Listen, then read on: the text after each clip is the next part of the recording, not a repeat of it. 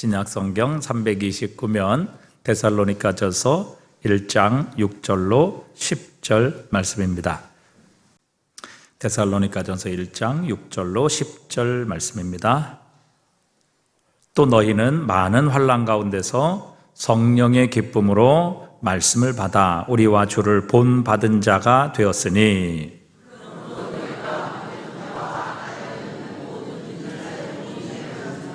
주의 말씀이 너에게로부터 마게도냐와 아가야에만 들릴 뿐 아니라 하나님을 향하는 너희의 믿음의 소문이 각처에 퍼졌으므로 우리는 아무 말도 할 것이 없노라.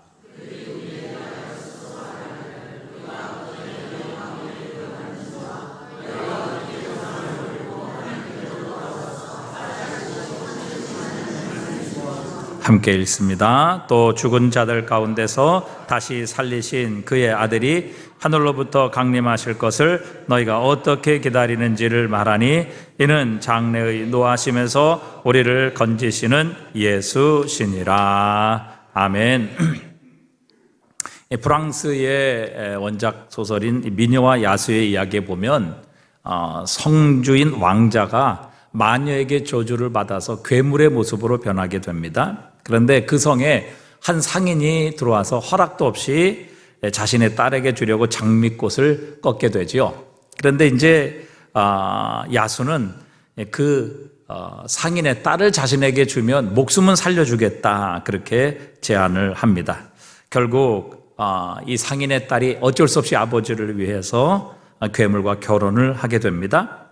그런데 나중에 점차 이 괴물의 진심을 알게 되지요. 정말 자신을 사랑하고 있다라는 그 괴물의 진심을 안 후에 이 미녀는 야수인 괴물에게 키스를 하게 됩니다. 결국 이 키스로 인해서 다시 괴물은 왕자로 변하게 된다는 이야기지요.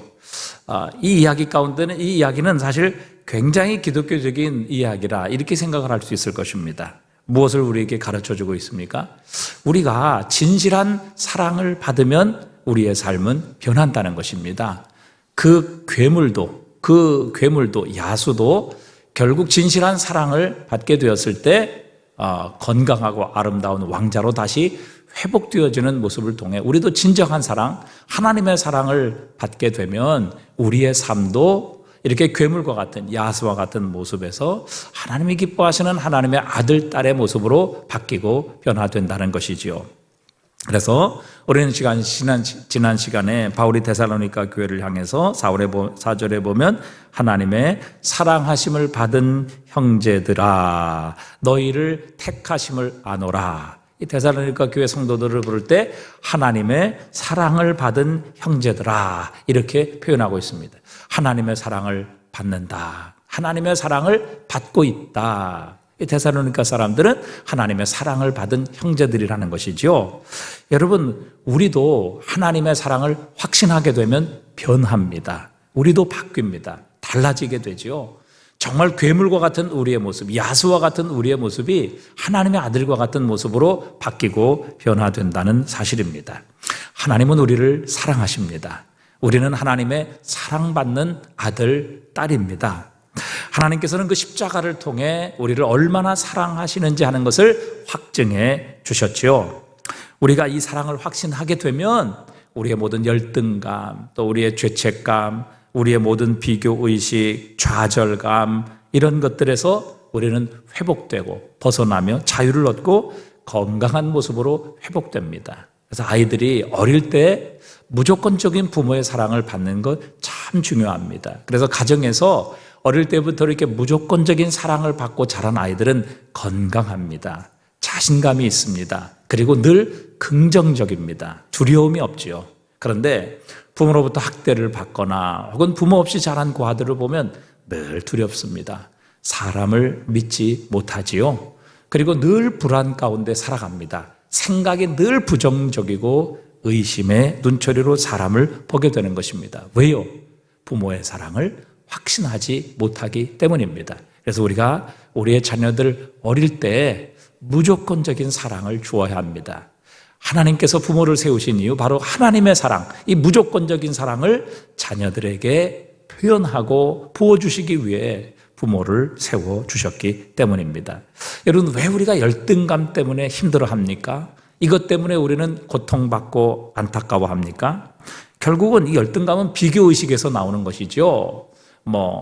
남편이 월급이 얼마냐, 또 어느 직장 다니냐, 학벌이 어떻냐, 또 몇 평짜리 아파트에 사느냐. 여러분, 자꾸 비교하니까 거기에서 나보다 잘났으면 내가 열등감을 갖게 되고, 또 나보다 못하면 교만함을 갖게 되고, 우리의 인생이 이렇게 잘못되어 나가는 것이죠. 그러나 우리가 하나님의 사랑받는 자녀다, 나는 정말 천지의 창조주이신 하나님, 만유의 주제이신 하나님의 사랑받는 자녀다, 하나님의 독생자까지 나를 위해 십자가에 내어줄 정도로 하나님께서 나를 사랑하신다, 나는 하나님의 사랑받는 아들이요 딸이다, 이것을 확신하게 되면 이런 모든 비교의식에서 벗어날 수 있습니다. 정말 괴물과 같은, 야수와 같은 우리의 모습이 하나님의 사랑받는 자녀임을 확신하게 될 때에 우리의 모습은 건강한 하나님의 아들, 딸의 모습으로 바뀌고 변화될 수 있다는 것이죠. 그래서 여러분, 오늘 우리가 하나님의 사랑을 확신한다면, 내가 하나님의 사랑받는 아들, 딸이라는 것을 확실히 믿을 수만 있다면 오늘 우리의 삶은 달라질 수 있습니다. 우리의 가진 것으로 인하여 우리는 결코 낙심하거나 또 열등감 가질 필요 없고요, 또 우리가 많은 것을 가졌다고 해서 그것으로 인하여 교만하거나 또 그것으로 인하여 우리가 다른 사람을 얕보지 않을 수 있다는 사실이죠. 건강한 모습으로 다른 사람 사랑하며 하나님 믿으며 하나님께서 주시는 이런 모든 은혜와 축복, 죄책감으로부터, 좌절감으로부터, 열등감으로부터 자유를 누리고 건강한 하나님의 아들, 딸의 모습을 회복할 수 있게 되는 것입니다. 오늘 본문에 보면 데살로니가 교회는 놀라운 믿음의 능력, 그리고 부흥의 공동체였습니다. 그리고 그들의 믿음의 소식, 부흥의 소식은 데살로니가뿐만 아니라 온 마게도니아, 그리고 아가야 지방에까지 퍼져나가게 되었다, 그렇게 말합니다. 이 데살로니가는 마게도니아 지방, 즉 아시아에서 이제 그리스로 넘어가게 되면 첫 번째 성이 빌립보 성이라고 그랬죠. 그 위에 있는 데살로니가는 이 마게도니아 지방의 수도였습니다.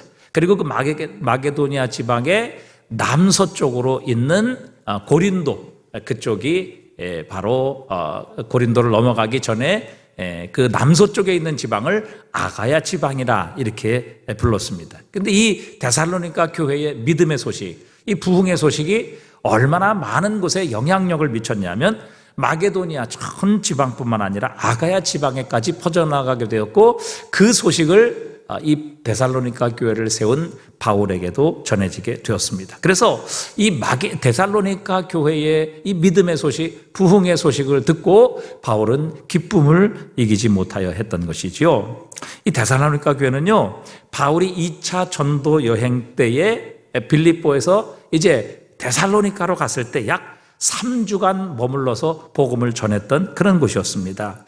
유대인의 핍박, 또 그들이 불량배들을 일으켜서 이 바울과 복음 전하는 일행을 쫓아내고 핍박했기 때문에 3주밖에는 이 데살로니가에 머물 수가 없었습니다. 그리고 3주 만에 이 바울과 일행은 베레아라는 곳으로 탈출할 수밖에 없었던 것이죠.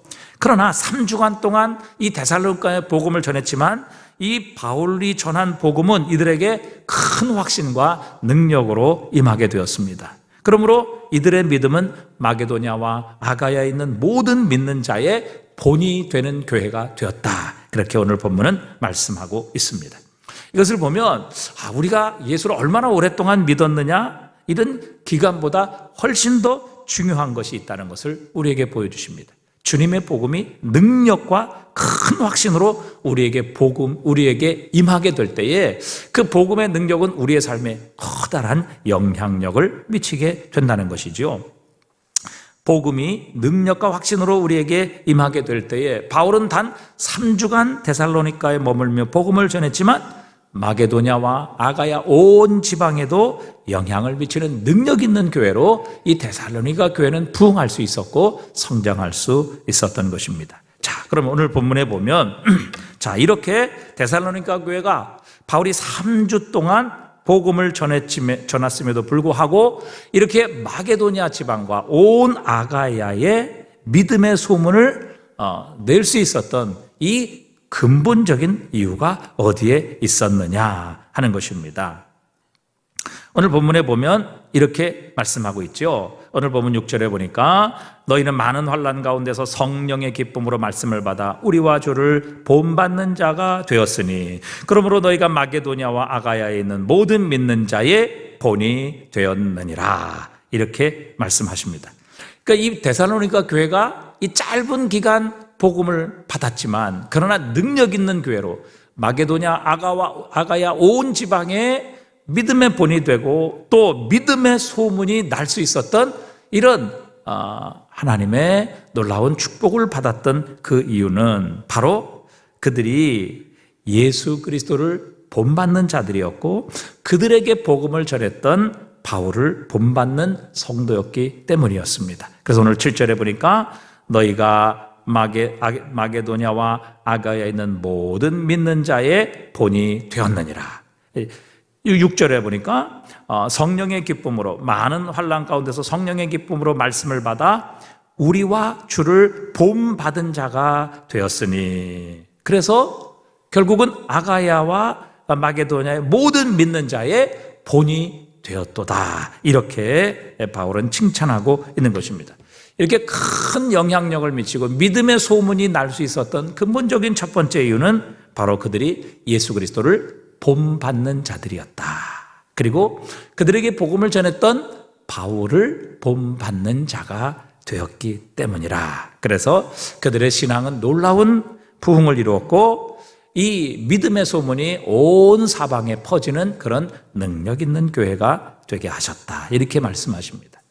여러분, 예수님께서 12제자를 부르신 목적이 어디에 있습니까? 마가복음 3장 14절에 보니까요, 이에 12를 세우셨으니 이는 자기와 함께 있게 하시고 또 보내사 전도도 하며 귀신을 내쫓는 권능도 가지게 하려 하심이라. 예수님께서 제자들을 부르신 첫 번째 목적은 바로 자기와 함께 있게 하시고 였습니다. 예수님께서 제자들을 부르신 이유는 바로 자신과 함께 살게 하시기 위해서였습니다. 예수님과 함께 있으면서 그들은 예수님을 본받게 하시는 것이었죠. 예수님의 사역도 눈으로 보고 또 예수님의 성품도 눈으로 보고 예수님의 전도의 삶, 복음을 전하는 삶도 눈으로 보고 그리고 예수님의 능력도 보고 배우게 하시기 위해, 즉 예수님과 함께 있게 하셔서 예수님의 성품, 예수님의 능력, 예수님의 사역, 이 모든 것을 본받게 하시기 위해 예수님께서는 12명의 제자를 불러주셨던 것입니다. 그러므로 예수님께서는 제자들이 자신을 본받기를 원하셨습니다. 자신처럼 되기를 원하셨던 것이죠. 예수님 자신을 카피하는 그런 인생이 되기를 원하셨던 것입니다. 예수님께서 제자들에게 마지막 만찬에서 종들이 주인에게 하는 발을 씻기신 일을 직접 행하신 목적도 분명히 말씀하셨습니다. 요한복음 13장 13절에 보니까 너희가 나를 선생이라 또 주라 하니 너희 말이 옳도다. 내가 그러하다. 14절 우리 한번 다 같이 읽어보겠습니다. 내가 주와 또는 선생이 되어 너희 발을 씻었으니 너희도 서로 발을 씻어주는 것이 옳으니라. 15절에 내가 너에게 행한 것 같이 너희도 행하게 하려여 무엇을 보였노라? 본을 보였노라. 예수님께서 모델이 되게 하시기 위해서 친히 이런 종의 모습으로 제자들의 발을 씻겨주셨다. 이렇게 말씀하십니다. 여러분, 우리가 누구 곁에 있느냐에 따라 우리가 어떤 사람이 되느냐 하는 것이 결정되지요. 여러분, 대가 옆에 있으면 우리도 대가를 따라가게 되어 있습니다. 우리가 늘 부정적인 사람 곁에 있으면요, 우리도 어느샌가 우리의 생각도 우리의 말하는 것도 부정적이 되어 버립니다. 여러분, 10명의 정탐꾼 이야기 아시지요? 그 부정적인 사람이 이 12명 가운데 다수를 차지했을 때 모든 백성은 결국 부정적인 사람을 따라가게 되고 그 부정적인 사람의 믿음과 그 말로 인하여 모든 사람들이 망하게 되는, 멸망하게 되는, 그 땅을 앞에 놓고도 하나님의 약속을 받지 못하게 되는 그런 비극이 일어나게 되었던 것입니다.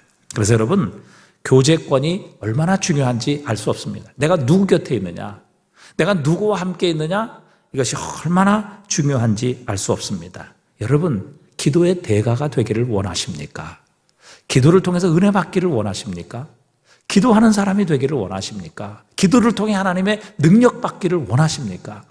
기도를 통해 하나님의 은혜를 받고 기도를 통해 하나님과 더 깊은 교제 나누기를 원하십니까? 그렇다면 여러분, 기도하는 사람과 교제하셔야 합니다. 기도 많이 하시는 분 곁에 계셔야 하고요. 또 기도하는 사람과 깊은 교제를 나눠야 합니다. 기도하는 사람의 삶을 카피해야 하는 것이죠. 여러분, 믿음을 통해서 하나님 기쁘시게 하기를 원하십니까? 그러면 믿음 좋은 분 곁에 있어야 합니다. 믿음 좋은 사람과 교제를 나눠야 합니다. 여러분, 믿음을 통해 하나님을 기쁘시게 하고 믿음을 통해 하나님의 복을 받기를 원하는데, 늘 교제하는 사람은 세속적인 사람, 전혀 믿음이 없는 사람, 하나님을 전혀 사랑하지 않는 사람과 매일 어울리고 매일 그런 사람들과 교제한다면 우리의 믿음은 좋아지는 것이 아니라 우리의 믿음은 떨어질 수밖에 없을 것입니다. 여러분, 믿음을 통해 하나님 기쁘시게 하기를 원하십니까? 믿음을 통해 하나님께 복을 받기를 원하십니까? 그러시다면 믿음이 좋은 분과 교제하십시오. 내가 누구 곁에 있느냐 하는 것이 내가 어떤 사람이 될 것이냐 하는 것을 결정하는 것입니다. 여러분, 말씀을 더 알기를 원하십니까? 정말 말씀의 대가가 되기를 원하십니까? 말씀을 통해 하나님을 더 알기를 원하십니까? 그렇다면 말씀의 사람과 함께 하셔야지요. 말씀을 사랑하고 말씀을 묵상하고 정말 말씀대로 살기를 원하시는 분과 교제하십시오. 그러면 여러분도 말씀의 사람이 될 것입니다. 하나님을 더 가까이 하고 하나님을 더 깊이 아는 말씀의 사람이 될 수 있을 것이라는 사실입니다. 그래서 여러분, 셀 리더가 얼마나 중요한지 알 수 없습니다. 결국 셀원들은 셀 리더들을 닮아가기 때문에 그렇죠. 셀 리더가 긍정적이고 믿음이 있고 열정이 있고 주님을 사랑하면 그 셀원들도 그렇게 바뀌고 변화되어 가는 것입니다. 그러나 여러분, 셀 리더가 부정적이다, 셀 리더가 믿음이 없다, 이렇게 되면 그 셀원들도 다 그렇게 변질되어 가는 것이죠. 그래서 셀 리더는 책임이 큰 겁니다. 요즘 이렇게 컴퓨터나 또 스마트폰 이런 것들을 보면 날마다 이제 업그레이드가 되고 좋은 것이 나오기 때문에 얼마나 이 기능이 많은지 알 수 없습니다. 너무 기능이 많아서 사실 기계를 사도 도대체 이것을 어떻게 운영해야 되는지, 옛날 거를 하다 보니까 옛날 게 참 편하다 그런 생각이 듭니다. 그런데 사실은 새로 나온 건 훨씬 더 기능도 많고요, 훨씬 더 탁월한 능력을 가지고 있습니다. 그런데 그것을 다 하나하나 하려고 매뉴얼을 보니까요, 너무너무 어려운 겁니다. 너무너무 복잡해요. 너무너무 많아요. 그래서 읽기도 싫습니다. 그러니까 이렇게 요즘은 이제 이 시계도 스마트폰하고 연결되는 시계가 있잖아요. 그리고 이 시계를 스마트폰하고 연결시키면 많은 기능을 이렇게 할 수 있다고 해요. 전화도 이걸로 이제 받을 수 있다 그러고, 또 이걸로 메일도 확인할 수 있고, 심지어는 이거 차면 오늘 몇 보를 걸었는가 이런 것도 이제 다 여기에 된다고 그래요. 심지어는 이걸 차면 이제 우리 심장 박동수를 따라서 심부전도 여기서 이제 알려준다고 그래요. 그러니까 얼마나 기능이 많습니까? 그런데요, 그거를 이제 하려고 하니까 너무너무 복잡한 겁니다. 이거하고 또 이제 스마트폰하고 연결을 해야 되는데, 그 스마트폰에서 연결하려면 이상한 거, 이러고 화살표 몇 개 이런 거 하고 또 이렇게 맞아야 되고, 너무너무 복잡하고 너무너무 힘들어요. 어느 날인가 이제 제가 노트북을 이제 사용하고 있는데, 노트북은 제가 이때까지는 이렇게 노트북을 충전하는 충전기가 있잖아요. 저는 이제 그거를 통해서만 충전이 되는지 알았어요. 그래서 그게 사실 이렇게 크잖아요. 이렇게 콘센트 이렇게 꽂는 큰 거, 머리 큰 거, 두꺼운 거 있잖아요. 그 무겁고. 이제 그거를, 노트북은 조그마하고 가벼운데 그거는 얼마나 크고 무거운지 알 수 없어요. 근데 충전을 하려면 그걸 매일 들고 다녀야 되는지 알았어요. 그래서 그거를 들고 다니고 또 이 노트북만이 아니라 그걸 또 가방에 넣고 다니려니 얼마나 짐도 많고 또 복잡하고 그런지 알 수 없어요. 그런데 어느 날 제가 알았는데요. 케이블 하나만 있으면 노트북도 그냥 충전이 된다는 이거를 제가 우리 강도사님을 통해서 처음 알았어요. 네. 그러니까 이게 너무 복잡하고 막 그다음에 뭐 해야 될 일이 많고 시간이 너무 오래 걸리다 보니까 이제 저도 이제 이게 나이가 먹으니까 그런 게 굉장히 이제 귀찮은 거예요. 싫은 거예요. 복잡한 게 별로 이렇게 좋지 않아요. 그래서 그냥 대충 이렇게 쓰다 보니까 너무 불편한 거예요. 그런데 나중에 보니까 이거 하나만 있으면은 다 되는 거예요. 그래가지고 그걸로요 스마트폰도 충전하고요, 노트북도 충전하고요. 그다음에 뭐 요즘은 스마트워치 그것도 그거 하나로 다 되는 거예요. 그러니까 그거 하나만 들고 다니면 3개를 동시에 충전할 수 있는 뭐 이런 게 있는 거예요. 그러니까 전에는 뭐 노트북 충전하고 스마트폰 충전하고 뭐 스마트워치 이런 거 충전하려면 3개를 갖고 다녀야 된다고요. 3개를. 근데 이제는요 하나만 딱 갖고 다니면 모든 게 거기서 다 충전이 되는 거예요. 이게 모르면요 이게 몸이 고생을 하는 것 같아요. 근데 이제 내가 강사님을 통해서 그 알기 전에는요 주렁주렁 그거 다 가지고 다녔다고요. 얼마나 무겁고 복잡한지 몰라요. 그런데 잘하는 사람이 옆에 있으니까요 저절로 잘하게 되더라고요. 이게 누구랑 교제를 하느냐 이게 굉장히 중요한 거예요. 그래서 저는 이제 뭐 이거 매뉴얼 보고 또 그거 하려고 그러면 시간이 너무 갈려서 그냥 무조건 뭘 이렇게 하다 모르면 그냥 부교육자들한테 물어봅니다. 왜 젊은 사람들은 잘하거든요. 부교육자한테 물어보면요 1시간 걸릴 거 1초면 돼요. 1초면. 네. 왜 잘하거든요. 뭘 해도 잘해요. 네. 마찬가지죠. 오늘 이 데살로니가 교회가 이렇게 성장하고 또 이렇게 능력 있는 삶 그리고 모든 마게도냐와 아가야 지방에 소문이 난 교회가 된 비결도 여기에 있었던 겁니다. 그들은 바로 우리의 믿음의 주요 우리를 온전케 하시는 예수 그리스도를 본받는 자들이 되었던 것입니다. 그리고 그들에게 복음을 전했던 정말 예수 그리스도를 닮아가는 것이 그의 삶의 목표였던 바울을 본받는 자가 되었기 때문에 이렇게 짧은 시간에 믿음이 성장하고 건강한 믿음으로 자라날 수 있었던 거예요. 여러분 우리가 지식을 통해서 배우고 또 경험을 통해서 자라가는 것은요 시간이 참 오래 걸립니다. 그런데 우리가 모범을 통해서 모델을 통해서 자라나는 것은요 금방 자라날 수 있습니다. 그리고 아주 빠른 시간에 성장할 수 있고요. 그리고 놀라운 영향력과 능력을 우리가 발휘할 수 있어요. C.S. 루이스의 책에 보면 그런 얘기가 나와요. 늘 가면을 쓰고 살았던 한 남자가 있습니다. 너무 못생겼기 때문에 가면을 쓰지 않으면 어느 누구도 어떤 여인도 자신에게 청혼하지 않을 것이다 이렇게 생각을 해서 이 남자가 오랫동안 가면을 쓰고 살았습니다. 그런데 아주 오랫동안 가면을 쓰고 살다가 어느 날 가면을 벗게 되었는데 가면을 벗은 자신의 얼굴을 보니까 이 진짜 가면처럼 자신의 얼굴이 멋진 얼굴로 변화되었다는 이야기입니다. 여러분 우리가 예수 그리스도의 모습을 카피하는 삶을 살아가면 예수 그리스도의 모습을 본받는 삶을 살아가고 예수 그리스도처럼 우리가 가장하며 살게 되면 결국에 가서는 진짜 우리가 그리스도 예수의 모습으로 바뀌고 변화되어 간다는 것입니다. 여러분 예수님께서 제자들에게 기도를 가르쳐 주시며 제일 첫 번째 뭐라고 기도를 가르쳐 주셨죠? 제일 첫 번째 하늘에 계신 우리 아버지요. 여러분 하늘에 계신 우리 아버지요. 이 말은요 예수님이 하시는 그런 기도예요. 여러분 하늘에 계신 아버지를 자신의 아버지로 부를 수 있는 사람은 예수님 한 분밖에 없잖아요.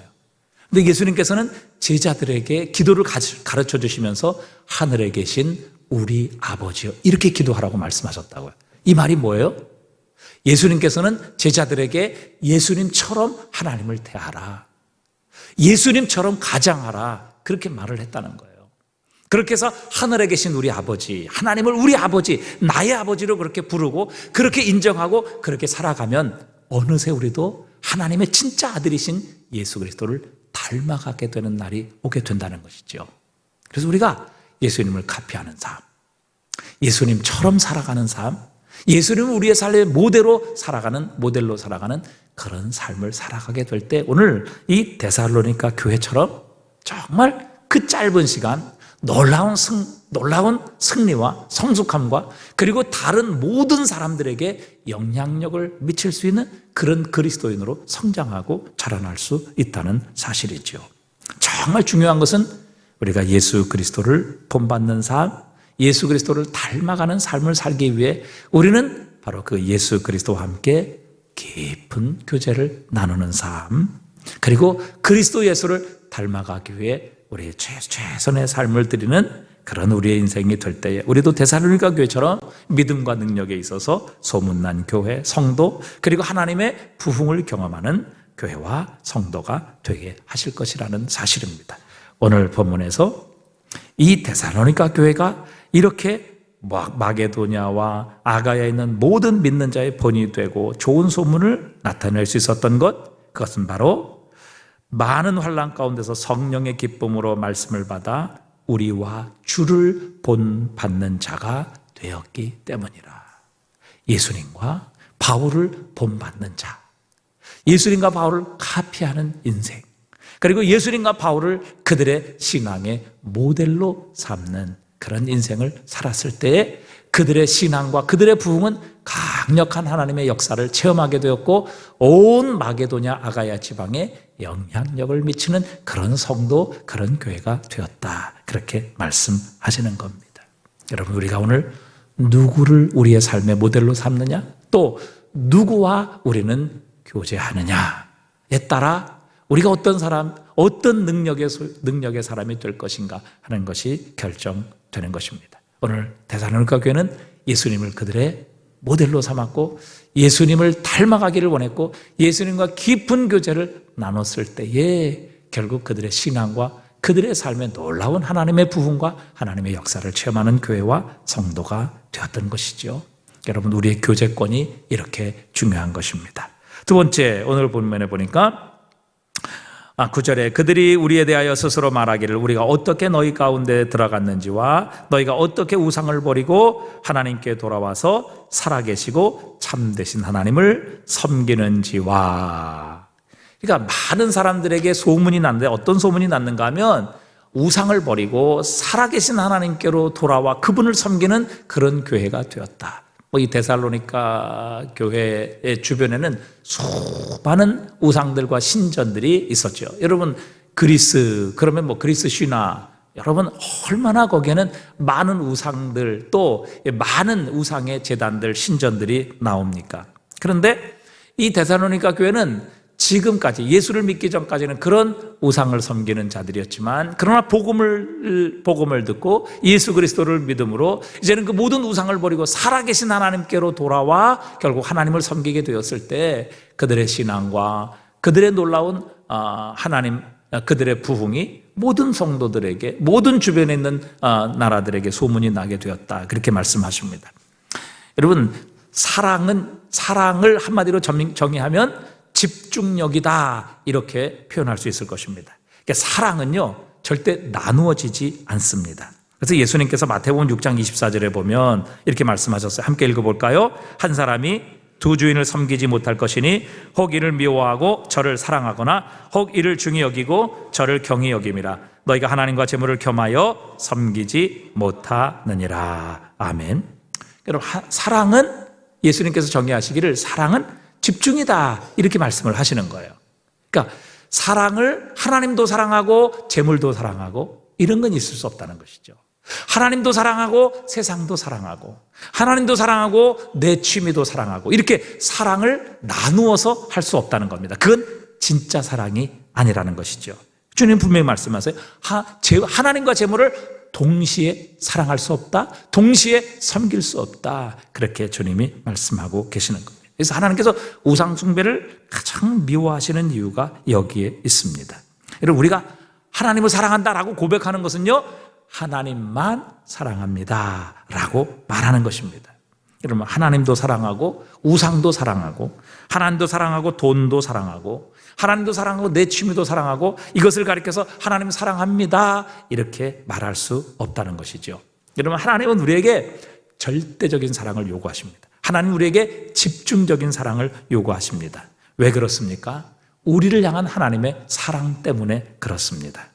하나님께서 우리를 그렇게 사랑하시기 때문입니다. 하나님께서 이스라엘 백성들을 사랑하실 때 뭐라고 말씀하십니까?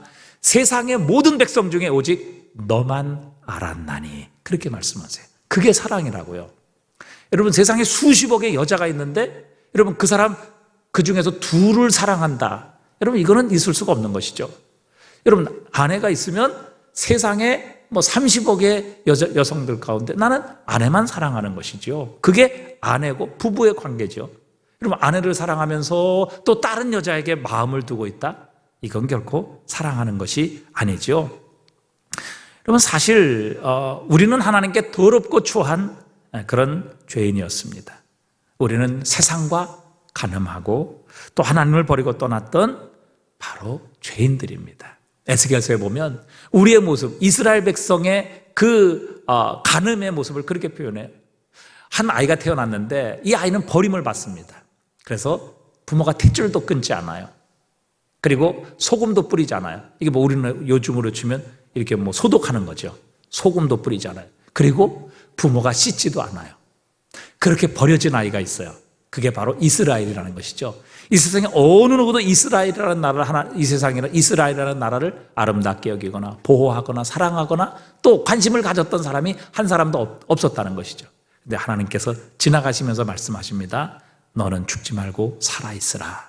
그냥 말로만 하신 것이 아니라 하나님께서 그를 죽이시지 않고 살리시고 보호하시고 공급하시고 축복하십니다. 그래서 이 이스라엘이라는 그 핏덩이, 어느 누구도 관심 갖지 않고 사랑하지 않고 돌보지 않고 또 공급하지 않았던 그 핏덩이, 버림받았던 핏덩이가 나중에 자라서 아름다운 처녀가 됩니다. 근데 이 처녀가 어떻게 되냐면 애굽에 가서 자신의 몸을 주고 갈대아 사람들에게 자신의 몸을 주고 그렇게 살아요. 하나님께서 바로 이스라엘의 모습을 그렇게 비유하십니다. 하나님께서 살리셨고 하나님께서 키우셨고 하나님께서 아름답게 하셨고 하나님께서 최고의 옷을 입혀주셨는데 결국 그 이스라엘이 어떻게 되는가 하면 하나님이 아닌, 자신을 구원하시고 자신을 그렇게 아름답게 만드신 하나님이 아닌 애굽에 자신의 몸을 팔고 갈대아의 몸을 팔고 자신보다 더 강한 나라들에게 자신의 몸을 팔고 결국 그들과 영적인 간음을 하게 되는 그런 모습을 에스겔을 통해 하나님께서 이스라엘 백성들에게 말씀하세요. 여러분, 정말 여자에게 자신을 사랑하는 신랑이 있는데 다른 사람에게도 마음을 주게 되면 그 여인은 불륜을 범하는 것이죠. 그리고 아내를 정말 사랑하는 남편이 있다면 그런 여인을 그냥 놔두지 않을 것입니다. 결혼해서 자신은 그 여인만, 그 아내만을 사랑하고 그 아내에게만 마음을 주는데 그 아내는 자신도 사랑한다고 하면서 다른 이웃의 남자에게도 똑같은 사랑을 준다? 여러분, 참고 가만히 있을 남자가 없지요. 하나님의 사랑이 그렇게 우리를 향해 절대적인 사랑, 그 무엇과도 바꿀 수 없는 사랑으로 하나님은 우리를 사랑하신다, 그렇게 말씀하십니다. 그래서 하나님께서 우리를 가리켜서 자신을 질투하는 하나님이라 이렇게 말씀하셨습니다. 그만큼 하나님은 우리를 향한 그분의 사랑이 나누어지지 않는다는 사실입니다. 하나님께서는 우리를 사랑하시기에 그분의 독생자까지 십자가에 내어주시며 우리를 향한 그분의 사랑을 확증시켜 주셨습니다. 세상에 그 무엇과도 바꿀 수 없는 사랑, 오직 우리만을 사랑하시는 그 사랑으로 우리를 사랑하신다는 사실입니다. 그렇기 때문에 하나님께서는 우리를 향해 독점적인 사랑을 요청하실 수 있고 요구하고 계시는 겁니다. 그래서 이렇게 하나님의 사랑을 받은 우리가 하나님 외에 다른 것을 사랑하거나 하나님과 다른 것을 동시에 사랑하는 것을 하나님은 가장 싫어하시고 가장 미워하십니다. 여러분, 우리가 다른 거는 좀 참을 수 있어요. 그러나 사랑의 배신을 당하는 것은요, 참 참기 힘듭니다. 불가능합니다. 그래서 우리를 사랑하시는 하나님께서 우리를 그렇게 사랑하시기에 우리에게도 하나님은 바로 독점적인 사랑을 요구하시는 것이죠. 질투하시는 하나님. 왜? 우리를 그만큼 사랑하시기 때문에, 독점적으로 사랑하시기 때문에. 그래서 10계명의 1, 2계명이 우상숭배에 관한 계명이에요. 나 앞에 다른 신을 두지 말 것이며 또 그 우상에게 절하지 말라. 주님이 우리에게 주신 첫 번째, 두 번째 계명이 우상에 대한 계명이에요. 왜? 우리가 우상을 사랑하고 우상의 마음을 뺏기게 되면 하나님을 향한 사랑은 나누어질 수밖에 없기 때문에 우리가 그 두 개를 동시에 사랑할 수 없기 때문입니다. 그 다음에 하나님께서 우상 숭배를 미워하시는 이유가 또 있습니다. 여러분, 우상은 사람이 만든 것이죠. 출애굽한 이스라엘이 모세가 없는 틈을 타서 금송아지를 만들고 그것을 바로 자신들의 신이라 이렇게 절하며 섬깁니다. 출애굽기 32장 8절에 보니까요, 이렇게 말씀하십니다. 함께 읽어봅니다. 그들이 내가 그들에게 명령한 길을 속히 떠나 자기를 위하여 송아지를 부어 만들고 그것을 예배하며 그것에게 제물을 드리며 말하기를 이스라엘아, 이는 너희를 애굽 땅에서 인도하여 낸 너희 신이라 하였도다. 아멘. 여러분, 여기 이렇게 말하죠. 그들이 금송아지를 만든 이유를 분명히 설명합니다. 8절에 보니까 내가 그들에게 명령한 길을 속히 떠나 누구를 위하여 우상을 만들었어요? 자기를 위하여. 우리는 하나님의 영광을 위해 하나님께서 구속하셨는데, 우리를 만드시고 우리를 구원하셨는데, 오늘 이스라엘 백성들 그렇게 구원받았음에도 불구하고 그들은 하나님의 영광을 위하여가 아니라 자기를 위하여 금송아지를 만들었어요. 이게 우상 숭배의 결정적인 특징입니다.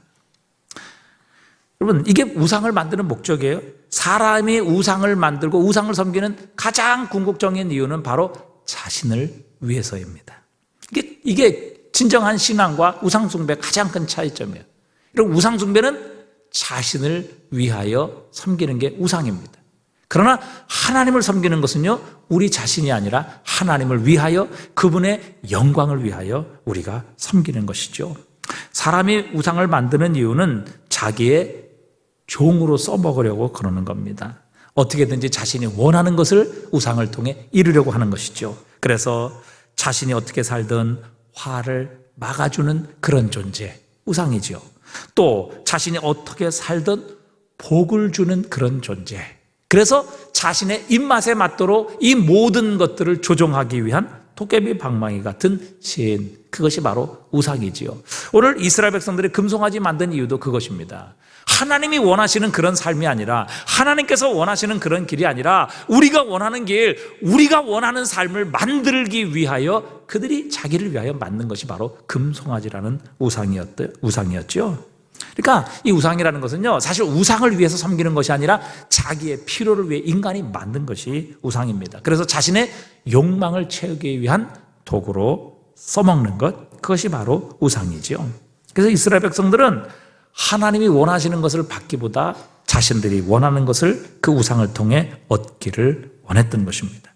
하나님이 데려가시는 것보다 자신들이 원하는 그 곳으로 데려갈 그런 우상을 원했던 것이죠. 그래서 이를 위해 그들은 투자하고 그들에게 그 금송아지에 제물을 바치고 절했던 것입니다. 그런데 하나님께서 이 우상 숭배를 가장 싫어하는 이유 중에 하나는요, 우리가 그렇게 우상을 따라가게 되면요, 결국 망하게 되기 때문입니다. 우리는 하나님의 형상으로 창조되었고 하나님을 닮도록 그렇게 만들어졌습니다. 그런데 우리가 하나님이 아니라 우상을 따라가면요, 반드시 우상을 닮아가고 그 마지막은 우상처럼 우리는 망하게 되는 것입니다. 우상을 따라가고 우상을 섬기게 되면요, 우상을 닮아가게 되고 우상처럼 무력하게 되고요, 우상처럼 결국 우리는 죽는 인생이 되어버립니다. 하나님께서 우리를 살리시고 거듭나게 하셔서 이 우상 숭배의 삶, 죽은 인생에서 살아계신 하나님의 백성으로 우리의 삶을 바꾸어 주셨습니다. 우리로 하여금 새로운 피조물 되게 하셨고, 하나님 닮은, 그리스도 예수를 닮은 거룩한 모습, 또 능력 있는 하나님의 자녀로 우리를 다시 태어나게 해 주셨습니다. 여러분, 우상에게는 아무 능력 없습니다. 시편 115편 4절 같이 읽어볼까요? 그들의 우상은 은과 금이요 사람의 손으로 만든 것이라 입이 있어도 말하지 못하며 눈이 있어도 보지 못하며 귀가 있어도 듣지 못하며 코가 있어도 냄새 맡지 못하며 손이 있어도 만지지 못하며 발이 있어도 걷지 못하며 목구멍이 있어도 작은 소리조차 내지 못하느니라. 우상들을 만드는 자들과 그것을 의지하는 자들은 다 그와 같으리로다. 아멘. 여러분, 우상을 의지하는 자들은 우상과 같이 아무런 능력이 없습니다. 여러분, 우리가 진짜 위기에 빠졌을 때 우리를 도울 힘이 없습니다. 정말 우리가 죽게 되었을 때 우리를 구원할 힘이 우상에게는 없다는 사실입니다. 우상은 우리의 소리도 들을 귀가 없고요, 또 우리가 정말 이 위기에 빠진 그 순간 우리를 건져낼 손도 없습니다. 우리가 있는 곳으로 달려올 그런 발도 우상에게는 없는 것입니다. 하지만 우리가 섬기는 하나님은 살아계신 하나님이십니다. 그분은 우리의 작은 응답에도 신음하시는, 우리의 작은 신음에도 응답하시는, 우리의 모든 신음을 듣고 계시는 살아계신 하나님이십니다. 우리가 땅끝에 거할지라도 거기서도 우리를 붙드시고 우리를 구원하시는 하나님이십니다. 시편 139편 7절입니다. 함께 읽어봅니다. 내가 주의 영을 떠나 어디로 가며 주의 앞에서 어디로 피하리까? 내가 하늘에 올라갈지라도 거기 계시며 스올에 내 자리를 펼지라도 거기 계시니이다. 내가 새벽 날개를 치며 바다 끝에 가서 거주할지라도 거기서도 주의 손이 나를 인도하시며 주의 오른손이 나를 붙드시리이다. 아멘. 여기 보니까 우리가 하늘에 올라갈지라도 거기 계시며 스올의 자리를 펼지라도 거기 계신다. 하나님은 계시지 않는 곳이 없다. 하나님은 무소부지하신 하나님이시다. 내가 새벽 날개를 치며 바다 끝에 거주할지라도 거기서도 주의 오른손이 나를 인도하시며 주의 손이 나를 인도하시며 주의 오른손이 나를 붙드시리다. 이렇게 말씀하십니다. 그러니까 여러분, 내가 하늘에 올라갈지라도 스올에, 이거는 하늘이라는 것은 제일 꼭대기잖아요. 무한한 공간입니다. 그곳에도 하나님이 계시며, 스올이라는 것은요, 땅의 가장 밑바닥이에요. 우리가 지옥이라고 부르는 그곳이죠. 땅의 가장 밑바닥. 하나님 바로 그곳에서도 계신다. 땅의 가장 밑바닥에도 계시는 하나님이시다. 또 내가 새벽 날개를 치며 바다 끝에 거한다. 이것은 왜? 시간적인 시작이죠. 사람이 잠을 자고 일어나는 첫 시간, 모든 사람이 눈을 감고 있는 그 새벽 날개를 치며 바다 끝에 거주할지라도 거기서도 주의 손이 나를 인도하시며 주의 오른손이 나를 붙드시리이다. 여러분, 하나님의 손은 능력의 손입니다. 그 오른손은 힘을 나타내는 것이죠. 능력을 상징하는 것입니다. 그런데 그분의 오른손이 우리를 붙드시고 우리를 보호하신다고 그렇게 말씀하셔요. 시편 118편 14절입니다. 함께 읽어봅니다. 여호와는 나의 능력과 찬송이시요 또 나의 구원이 되셨도다. 의인들의 장막에는 기쁜 소리, 구원의 소리가 있으며 여호와의 오른손이 권능을 베푸시며 여호와의 오른손이 높이 들려주셨으며 여호와의 오른손이 권능을 베푸시는도다. 내가 죽지 않고 살아서 여호와의 하시는 일을 선포하리로다. 아멘. 여러분, 하나님의 오른손은 능력의 손입니다. 그 손은 움직이는 손이십니다. 그 손이 우리를 붙드시면 어느 누구도 하나님의 손에서 우리를 빼앗을 자가 없는 것입니다. 그래서 요한복음 10장 29절에도 그를 주신 내 아버지는 만물보다 크심에 아무도 아버지의 손에서 빼앗을 수 없느니라 우리에게 말씀하셨습니다. 여러분, 우상은 듣지도 못하고 손이 있어도 움직이지 못하지만 살아계신 하나님, 진리의 하나님께서는 오늘도 그분의 능력의 오른손으로 우리를 붙들고 계십니다. 새벽 날개를 치고 바다 끝에 갈지라도 거기서도 주의 오른손이 나를 붙드시리이다. 여러분, 그분의 능력의 손, 그분의 오른손이 우리를 붙드시는 한 어떤 대적도 우리를 주님의 손에서 빼앗을 자가 없는 것입니다. 우리는 안전한 것이지요. 그러기에 시편 기자는 다시 한번 우리 성도들을 향해 우상을 버리고 살아계신 하나님을 의지할 것을 요청하고 있습니다. 시편 115편 9절입니다. 한번 읽어봅니다. 이스라엘아, 여호와를 의지하라. 그는 너의 도움이시요 너희의 방패시로다. 아론의 집이여, 여호와를 의지하라. 그는 너희의 도움이시요 너희의 방패시로다. 여호와를 경외하는 자들아, 너희는 여호와를 의지하라. 그는 너희의 도움이시요 너희의 방패시로다. 여호와께서 우리를 생각하사 복을 주시되 이스라엘 집에도 복을 주시고 아론의 집에도 복을 주시며 높은 사람이나 낮은 사람을 막론하고 여호와를 경외하는 자들에게 복을 주시리로다. 아멘. 여러분, 우상을 의지하는 자는 우상과 함께 망할 것이지만 여호와를 의지하는 자는 하나님께서 친히 도움이 되시고 방패가 되어 주실 것입니다. 그러므로 여호와를 의지하라. 여호와를 경외하라.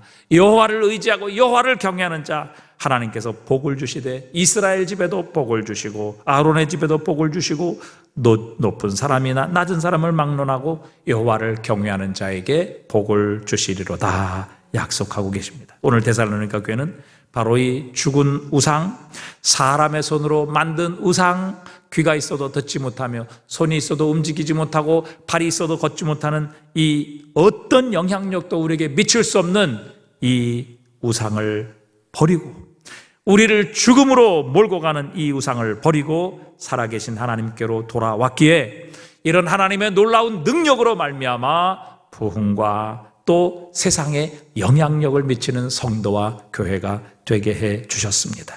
오늘도 하나님 이외에 사랑하는 모든 것들을 우리가 내려놓고 이 우상을 버리고 살아계신 하나님께로 돌아오게 될 때에 하나님의 능력이 살아서 우리 안에 역사하실 것입니다.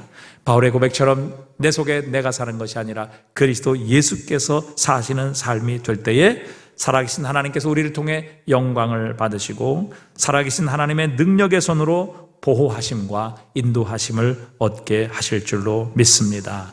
오늘도 살아계신 하나님께 돌아가십시다.